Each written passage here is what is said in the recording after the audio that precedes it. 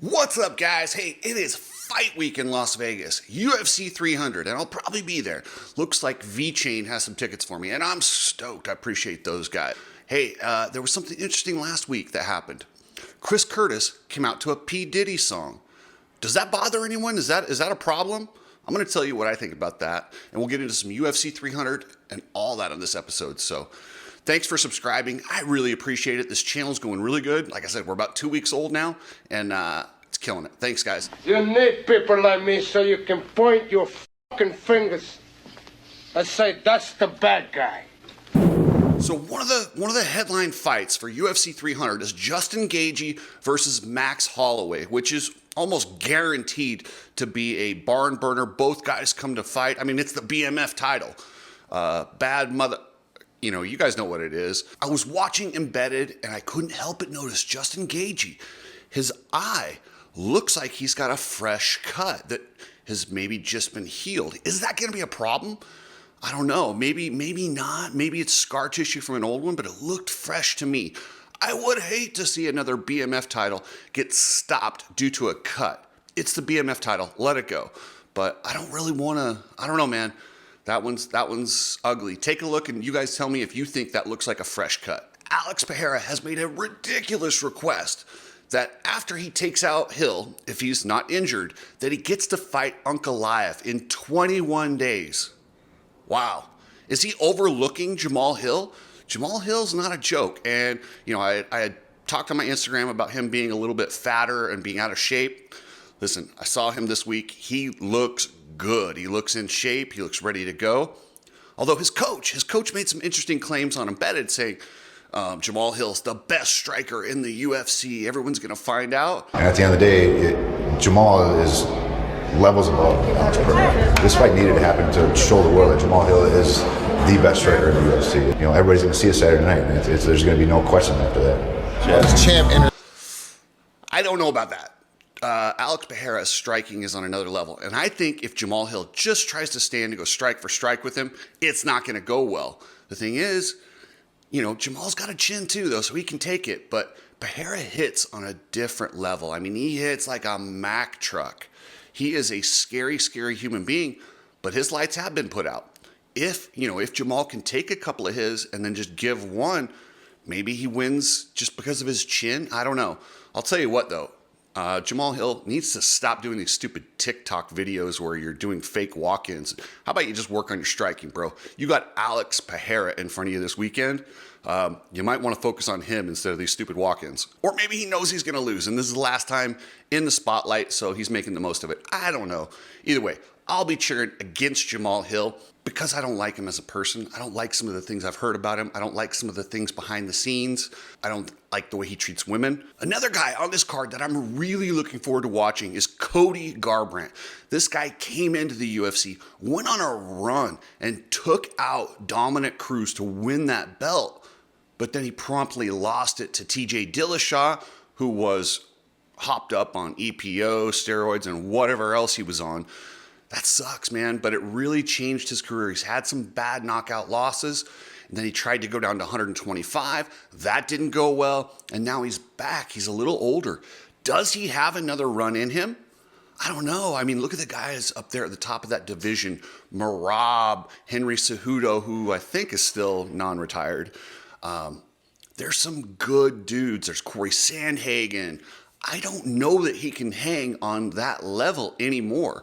I don't know. Song Yadong. What do you guys think? If you had, Cody Garbrandt versus Song Yadong, I don't know. I just don't know if he can get to that next level, even if he gets past Deiveson Figueiredo, which is a big if, because Deiveson Figueiredo is a savage.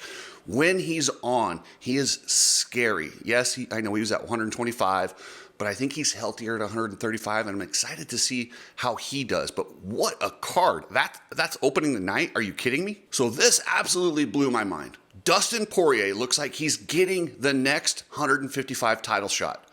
What? The guy who got knocked into oblivion by Gaethje, and, he beat, St. Denis, but he didn't look great to me. Yes, he got by, but he was on his back. He was taking a beating for quite a while. Yes, he looked really good on his feet, but It's St. Denis. It's not like he beat a top 5 guy. St. Denis is a real badass, and we thought he might have been there, but he also had that staph infection. He gassed out. I just don't think that's a title. I'm not excited about Makhachev versus Poirier. I'm a huge Poirier fan, but the problem is once he loses this fight against Makhachev, what does he do? Because he's never getting another 155-pound title shot. That's it at his age. So is this a retirement fight for Dustin Poirier? I just don't see it. And if he loses, well, Gaethje doesn't want to fight him again for the BMF rematch.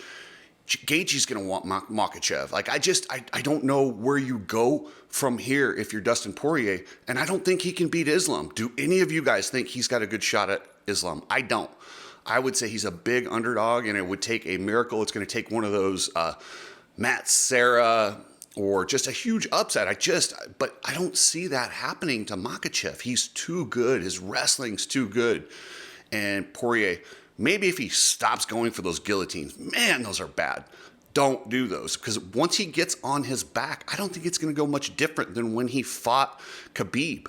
That's what I see. I see a repeat of the Khabib fight for Dustin, and as much as I like him and I want him to win, I don't see it happening. I just don't. All right, guys, so Chris Curtis had an amazing fight, and I had him scored as winning the fight.